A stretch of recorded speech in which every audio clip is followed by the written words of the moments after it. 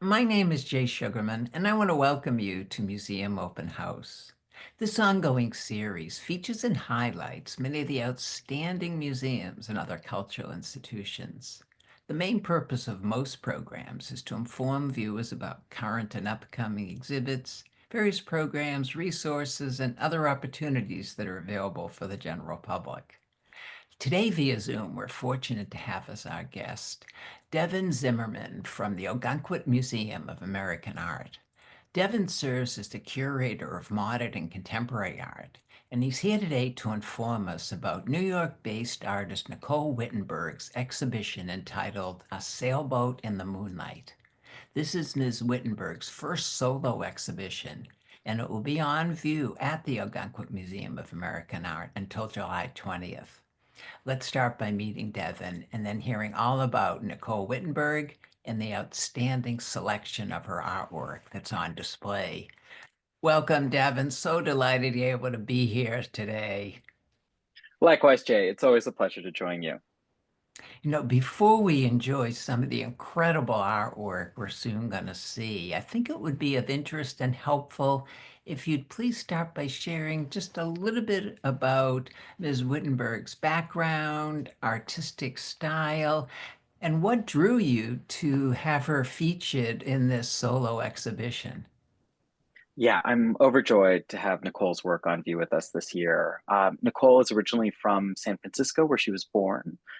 She attended the San Francisco Institute of Art in the early 2000s, and that's where she got her BFA, and then moved to New York City after some travel, and has been working and living in New York, and then more recently moving back and forth between New York and Maine, which is where we find her Hmm. connection to us over the last little over half decade or so. And, along with being an artist, she's also a teacher and has been an instructor at multiple organizations across New York City, including the School for Visual Arts and what was formerly the Bruce High Quality Foundation University, a nonprofit teaching school for artists, contemporary artists working and living in New York City as well, free of cost.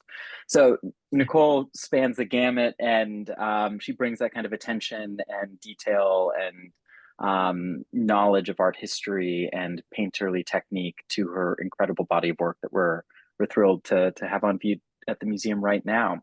Um, the show, and we'll obviously dive into a bit more, is a survey of the landscape paintings that she has done in the state of Maine, specifically over the last, I think, about 5 years, is represented in the exhibition. And it covers wonderfully her entire sort of process from start to finish, which begins with pastel work and then moves through different scales and oil paint up to kind of her larger scale paintings that we also have examples of at the museum. What were some of the initial conversations like that you had with her about going about curating the exhibition? Yeah, it's been a joy to kind of work in such a collaborative way with Nicole. The museum is uniquely situated on 3 acres overlooking the Atlantic Ocean. And one of the galleries that we are exhibiting Nicole's work in has a glass wall that just has a panoramic view of the Mm. Atlantic Ocean and the Maine coast. And so, knowing that site specificity, a lot of our conversations have been how to activate those spaces in really compelling ways. So, you move through the exhibition beginning with her pastels, which is where she begins her process, and then kind of situating these spaces, mirroring the light that comes in from that window into a room of day paintings, illustrating and showing these kind of moments of the forests and woods and coasts of Maine, and then move into kind of a small, intimate, darker room with a group of nocturnes. And so it's been picking and working through this almost kind of environmental movement and passage, and thinking especially about that view out of our window and how to kind of time those paintings to it. You know, how did the title "A Sailboat in the Moonlight" come about, and what does it suggest about the themes of the exhibition? Yeah, well, Nicole is, beyond just a painter. She is a lover of all the arts, cinema, and especially music as well. So, A Sailboat in the Moonlight is a Billie Holiday song from Hmm. 1937.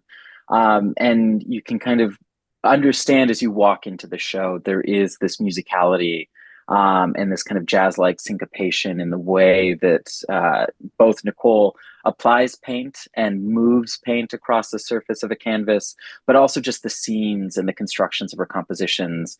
They sway, they vibrate, they speak to a level of musicality that you immediately kind of can understand once in front of them. Well, we're going to step inside and begin our tour. And as we do, can you give us a little background of your thinking of how you went about orchestrating? I know you shared a little bit at the outset, but as we go through this, what you had in mind as we view as the visitor the artwork. Yes, well, for those who have visited or hopefully will come to visit the museum, our temporary exhibition galleries, again, are very unique spaces. The museum itself was built in the early 1950s and holds this kind of unique mid-century modern scale and layout that is really responsive to the landscape. So that has always been kind of at the core of what we were thinking when organizing the placement of these works, is how they both not just respond to the other works in the galleries, but the galleries themselves and the connections and conversations that happen between galleries as sightlines sort of emerge and communicate, across space and time of this practice. So much of this conversation when we were laying out the exhibition is how do these works speak to each other? How do the scales shift and respond to one another? Because Nicole works across scale from the intimate size on paper to these 8 by 10 foot paintings. So a lot of it is considered on that end. Speaking of the large format we see here, can you share a little the relationship between those large format and some of these wonderful small sketches, the pastels that you mentioned earlier? Yes, I'm really excited to be exhibiting these pastel works by Nicole. On my first studio visit with Nicole up in Maine, I wasn't familiar with the studies that sort of generate many of these larger format paintings, and she pulled them out, and I was taken aback by just their technical beauty and just vibrancy. Nicole was drawn to pastel because of that immediacy that's felt. One, it's transportable, so you could bring it into the woods, into the landscape of Maine, and really be able to respond critically. And that is a lot of what's at the heart of her practice is capturing these fleeting, really effectual and subjective responses to a sight or a scene that she witnesses. It's not necessarily about realism, but really about capturing this real feeling that she felt at the time of producing the work. And so what pastel affords is this incredibly, you know, tactile material and then highly saturated encounters with color. And she sort of constructs these images again with remarkable speed, but also deft for a sense of color and a sense of color theory, because you don't really blend or mix pastels. You sort of layer Hmm. upon layer to create these sort of almost tapestries of color that are here on screen, and they just kind of vibrate and capture at a scale that's so intimate, so much visual attention and weight. It's really kind of remarkable to come up close to them, and they draw you in to experience each little strike of a pastel chalk or how these kind of colors and spaces, because she works on a colored paper ground. So how background begins to project in foreground, and there's all these wonderful um, sort of notations on creating depth and space and plays on the way that we see in how Nicole constructs her pastel drawings. No, I mean, we get a little sense just by the images of the vibrancy that you mentioned. Nothing like having the opportunity, which I look forward to soon, and I know visitors, viewers as well will see in person. What do you think viewers, visitors benefit from seeing both types of her styles side by side, especially for the first time coming in contact with the pastels and then the oils. Yeah, it's really a wonderful opportunity, in part because both interact with two different art historical traditions. So with pastel work and drawings, one might gravitate towards or think through, the work of 19th century figures like Edgar Degas, who worked in pastel and created these remarkable both landscapes and then obviously his most famous work of ballerinas and stage dancers. But there's this deftness to how pastel is constructed and its own tradition in and of itself. And you can see a glimpse. I just wanted to pull a detail of the way that, how each piece of pastel is manipulated and moved can sort of mimic the sense of vibrations on a water or surface. That is a Mm. very different way of communicating through materials than oil paint is.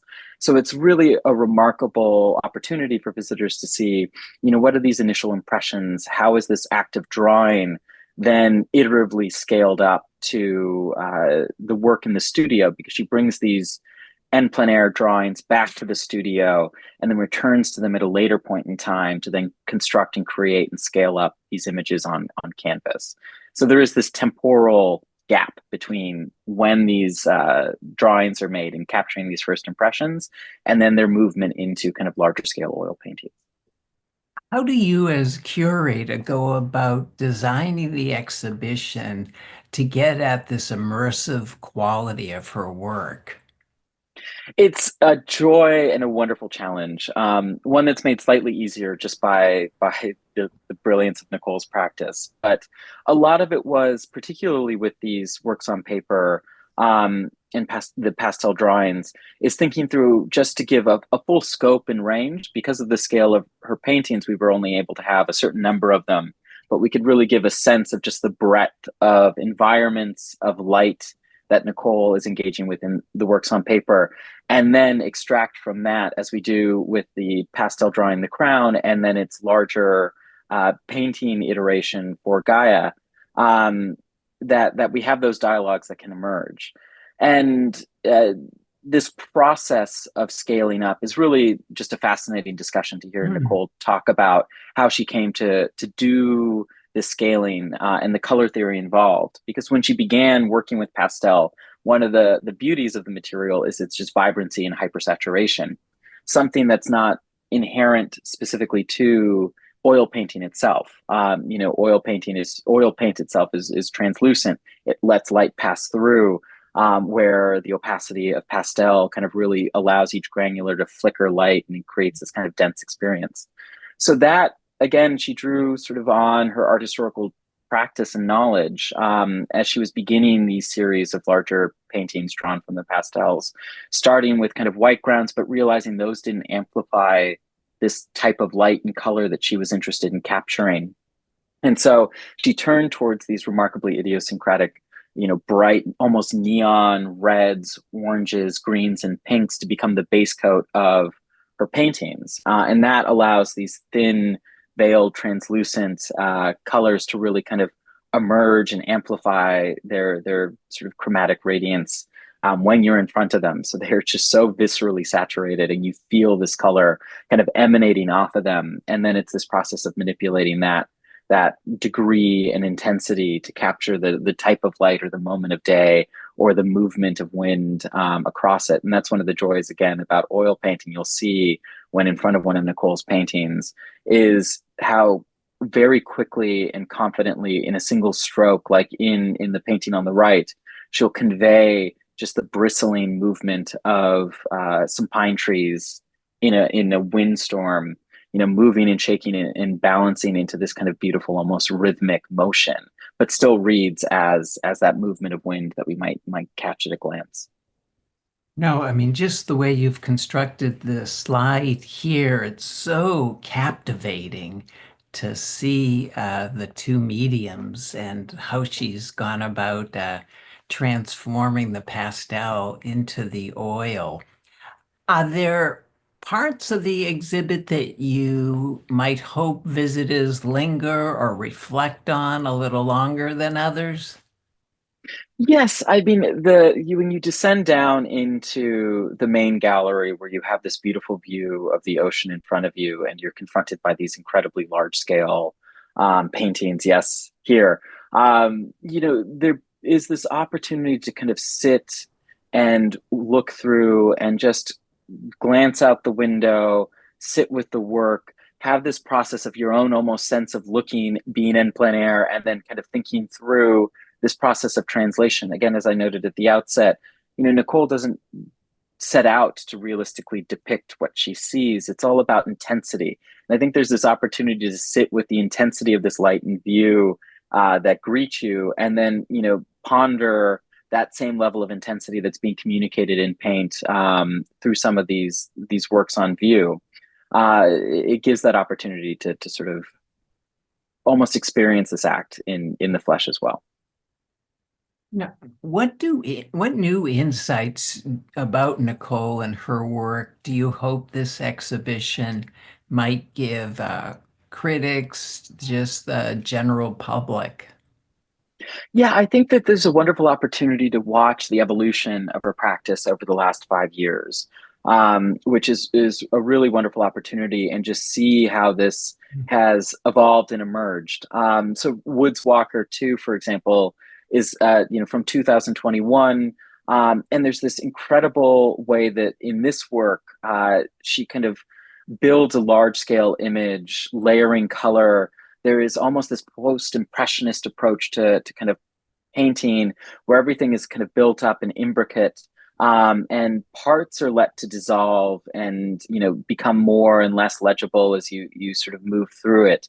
And that sort of play with legibility and abstraction really starts to take hold in the kind of more recent work, which may be the next slide that you have. Yes, so Upheaval 2, and you can see that dramatic leap Oh, as her gesture, her practice has kind of opened up even more. And this work in particular is just striking to stand in front of, as uh,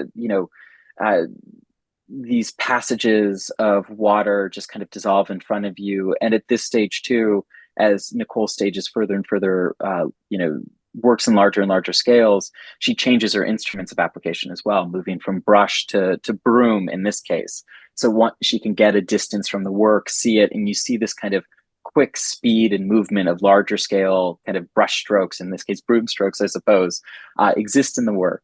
And there's this kind of wonderful tension to it. I mean, she described sort of her engagement with the landscape of sort of capturing a world where nothing has edges, but everything has substance. And I think that there's an element of that where you are constantly feeling like you're engaging, particularly with this painting, a moment, one that's as fleeting and disappearing and evaporating or dissolving in this case in front of your eyes, almost in the same way that we kind of remember or capture a memory or feeling, where there's these moments of deep specificity and almost photorealism, and then everything mm. around that is kind of dissolving and melting away.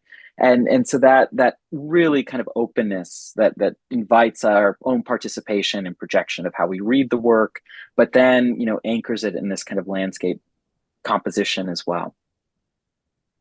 How does this exhibition complement, add to two others, concurrent, one in Maine and one soon to be in Paris? Yes, again, it's really the summer of Nicole, which is a fantastic opportunity for visitors to who can come up to Maine and maybe do a mid-coast trip after driving through Ogunquit. The Center for Maine Contemporary Art is opening up their conjoining or collaborative exhibition Cheek to Cheek on May 24th. And that body of work is a brand new series of large scale flower paintings, which has been the focus of Nicole's practice for the last several months. That will be installed. And that will, again, take this play of abstraction and figuration to a really environmental level. So you'll step into the center's main gallery and just be surrounded by, these nearly abstract, fully immersive Mm. compositions that have the same kind of virtuosity and momentum and movement as the larger scale works that are at the Ogunquit Museum. And then in Paris, with the Fondation Corbusier, she'll be presenting some of her mid-sized studies, so smaller scale paintings of the new work at both the Center for Maine Contemporary Art and the Ogunquit Museum. So Maine travels to Paris, and that will open June 12th for those who might be joyously enough in Europe this summer as well. Fabulous, fabulous. And I know in addition, this isn't enough to keep her busy or bring her work to the general public. There is a first monograph of her work, which I know you're a contributor to. And could you speak a little to that as well? Yeah, the monograph is a wonderful survey of Nicole's career to this point. And what it lends light on is really kind of this continuity across her practice, which varies dramatically from kind of interior landscapes that she was making nearly 2 decades ago to images of erotica that she was working with in the early 2000s to these landscape paintings, because she's painted landscapes in the Mediterranean and beyond. And so it lends context for the work that she's been doing in Maine, this kind of tactility and really, embodied way that her approach to landscape painting both is enacted in the way that she paints these larger scale paintings, but also in this kind of very corporeal embodied experience of these works, the way that light, almost sound, color all play on you as you step forward into them. So it's a wonderful opportunity. It is an absolutely gorgeous monograph as well, with a number of great contributions. So that was another joy to just be able to kind of add to the many lists of things that Nicole has underway this summer. Fabulous, fabulous. Could you share or point out a few things for us to notice in Glen Cove here? Yes, so the final room or space in the exhibition looks at Nicole's engagement with the nocturne. Again, so much of her practice is focused on light, its sort of movement across surfaces, its way that shadow and light play, and then create these syncopated rhythms in her compositions, and also engages another really rich and fantastic tradition in painting's history. One thinks of Whistler's early nocturnes, and even in this case with Glen Clove 3, Edvard Munch's kind of great nocturnal paintings, one of which is in the MFA Boston, Mm. that allow, as the night does, to defamiliarize kind of what is familiar to us and open up this kind of new way of looking, this abstraction that lets our mind wander and play and re-see the world that might be familiar to us. So, as is the case with Broken Moon Study, which is almost just, it's breathtaking. It is like a Yeah. Mm. psychedelic Turner painting when you step in front of Mm. it. As Fabulous just, yeah, description. gosh, I am very lucky to be able to spend as much time as I do in these galleries. But there is this way of movement and passage that is so familiar and yet not, and just reactivates, whether if you're coming up to the museum to visit, how you look at a knotty pine that's indigenous to Maine, bending and contorting, or even just how the water moves, since water is such a important theme in Nicole's work. And so the Nocturne Room really becomes this kind of quiet space. There's just 4 paintings within it, each a different scale, each of a different subject matter, that links across all these galleries, this kind of quiet moment to sit and sing with these paintings. From either conversations you've had with Ms. Wittenberg or your observations, where do you see her career, her artwork evolving in the next few years? I mean, it's so wonderful to have this show now, where I feel like this body of work that is now kind of on view at the museum and then will be on view at the Center for Maine Contemporary Art really feels like a brand new and exciting moment in Nicole's practice. The scale that she's now working at, the way in which abstraction is filtering in and taking over, there's a rhythmic openness to her practice that is so fully uh, unique to landscape painting in the state of Maine in particular, but just the tradition writ large. And so I'm excited to see Again, the show that's opening at the Center for Making Contemporary Art on May 24th, as that is all fresh and brand new, and then everything that follows will just be terrific to watch. What role do you see the Ogunquit museums like that play in fostering a deeper understanding of contemporary artists like Nicole Wittenberg? Well, this is the exciting thing to be at the museum now is we are an American art museum. We're also a museum tied to early 20th century art schools that invited all of these emerging artists to the area to communicate, to collaborate, to learn. Mm. And it is really kind of become an emergent portion of our mission to engage and collaborate with so many of these emergent talents who we can invite to us. We can sort of offer solo museum shows too, and really kind of reinvigorate this sort of national local dialogue between artists from across the country and artists working in both the region of New England and specifically in the state of Maine, and to foster these conversations in a really kind of dynamic and exciting way. What's been some of the reaction and feedback you've either gotten or observed from that current exhibition? Well, again, in part, who have not visited and hopefully will, I'm constantly reminded by how just breathtaking our location and the view is. And so I've witnessed a number of people now descend our kind of staircase down into our principal gallery with Nicole's work, look at the work, look out the window, and just kind of quietly whisper to themselves, wow. Yeah, And it no. really takes your breath away. And so it's that opportunity to kind of have her work in dialogue with the landscape that's often inspirational to her actual practice is a really special opportunity.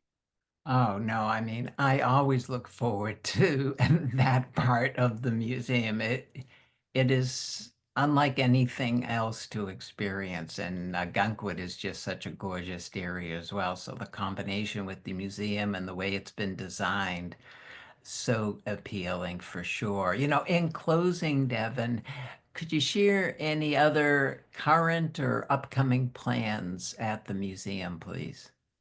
Yes, we got a really exciting summer planned. So, along with Nicole's exhibition, we have a show up called "Where the Real Lies," which has invited 19 contemporary artists from the collection of Michael Sherman and Vinnie Del Tolo, two private collectors who have lent these works that speak to kind of the surreality of our time and how artists are responding to all of this kind of vertigo that we are experiencing at the present moment. And then at mid-season, when Nicole's show closes, we are bringing in work by Gisela McDaniel, a really brilliant painter and portraitist who rethinks the kind of history and tradition and power dynamics of portraiture, working predominantly with the indigenous communities of Guam, for which she's a diasporic member of, and other members of her kind of self-fashioned community that she's built out in New York and Detroit and other cities that she's lived. So really, really exciting. Fabulous, fabulous. Lots to look forward to as well as to enjoy and experience now. Well, unfortunately, Devin, we've come to the end of the program. I want to thank you once again for taking the time to be here. This has been fascinating. Look forward to viewing Nicole Wittenberg's work in person and definitely encourage viewers to do the same. Continued success with future endeavors. Thanks so much, Jay. It's always a pleasure.